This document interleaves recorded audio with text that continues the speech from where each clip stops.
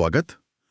आज हम एक बहुत ही खूबसूरत नज्म इश्क-ए-मुस्तफ़ा के कुछ हिस्सों पर थोड़ी गहराई से बात करेंगे। जी। ये मतलब एक कविता है जो पैगंबर मुस्तफ़ा के लिए जो गहरी श्रद्धा है, जो प्रेम है, उसको दिखाती है। हाँ, बहुत शिद्दत से। बिल्कुल।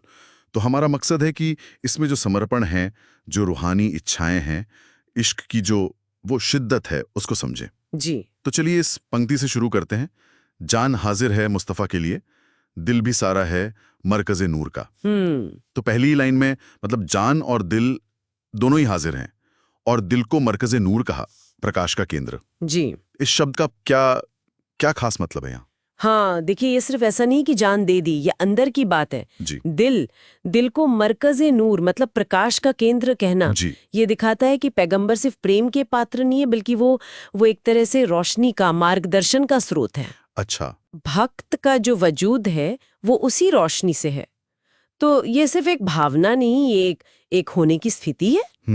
वजूद की बात है। अच्छा। आगे फिर जिक्र आता है कि सांसारिक चीजें छोड़ दी, छोड़ आए हैं घर जमाना गुरूर का। जी। घर जमाना और गुरूर भी अहंकार। ये भी अहम लगता है। हाँ, और वो अंदाज देखिए, छोड़ आए हैं इसमें जैसे एक फैसला है। अचानक सब काट दिया। हाँ बिल्कुल। ये धीरे धीरे वाला मामला नहीं लगता, ये इश्क के लिए फौरन सब कुछ पीछे छोड़ देना। और ये जो मतलब आध्यात्मिक रास्ते पर ये संसारिक मोह है या अहंकार, जिसे यहाँ गुरूर कहा, जी ये अक्सर रुकावट माने जाते हैं। बिल्कुल। तो यहाँ कवि दिखा रहा है कि प्रेम वो सबसे ऊपर है। सबसे ऊपर। हाँ, फिर एक इच्छा है कि जुबान पर बस उनका नाम हो और आंखें बंद करें तो उनका दीदार हो दर्शन।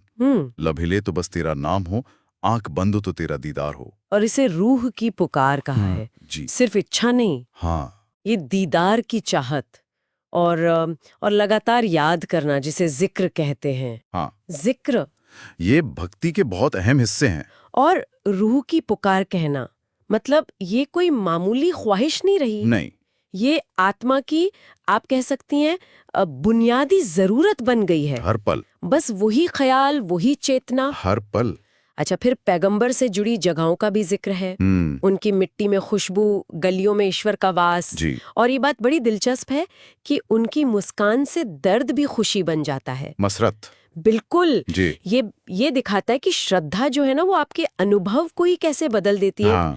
मतलब भौतिक चीजें, मिट्टी, गली, वो भी पवित्र हो गई और दर्द का खुशी बन जाना, ये तो प्रेम की वो ट्रांसफॉर्मेशन की शक्ति है। हाँ, बदलाव की। पैगंबर का ख्याल आते ही नेगेटिव भी पॉजिटिव हो गया। सही। फिर कभी अपनी कमियों को भी मानता है। जी। कहता है, हमने माना कि हम गुनाहगार हैं, जी। मगर उम्मती भी तो तेरे ही हैं।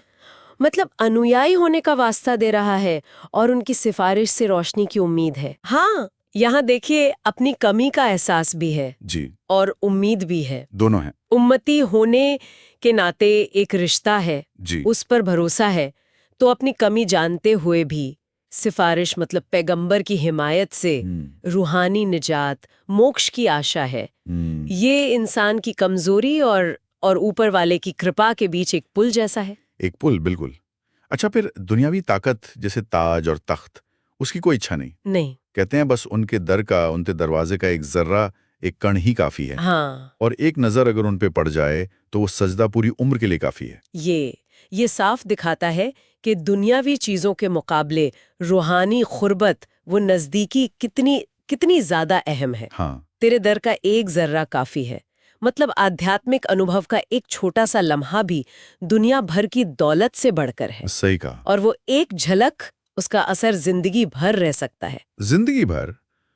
अच्छा, और आखिर में हर सांस उन पर निसार करने की, कुर्बान करने की बात है। जी हाँ, रूह कांपे जब तेरा नाम आए, ऐसा इश्क सच्चा इजहार हो। ये इश्क की इंतहा है, मतलब बिल्कुल चरम सीमा। हाँ, यहाँ समर्पण सिर्फ बाहरी या दिमागी नहीं रहा, वो जिस्मानी हकीकत बन गया। हाँ। नाम सुनने पर रूह का कांपना, ये प्रेम की गहराई और उसकी जबरदस्त ताकत का सबूत है। पूरा वजूद उसमें शामिल है। पूरा वजूद। तो कह सकते हैं कि इस नज्म के ये हिस्से, ये पैगंबर मुस्तफ़ा के लिए एक भक्त के बहुत गहरे, सब कुछ समेट लेने वाले इश्क और समर्पण को दिखाते हैं। जी। इसमें त्याग भी है, जिक्र भी है, माफी की उम्मीद भी है, दुनिया से मतलब कोई लेना देना नहीं वो भी है, और इश्क की जो चरम अभिव्यक्ति है, हाँ। वो सब है। और जुबान देखिए सीधी सादी है, पर जज्बात वो बहुत गहरे हैं। बिल्कुल। भाषा सरल पर भावनाएं बहुत गहरी। तो ये थी इश्क मुस्तफ़ा के कुछ अंशों पर हमारी आज की बातचीत। यकीनन भक्ति और प्रेम की गहराइयों तक ले जाती है ये नज़्म। जी हाँ।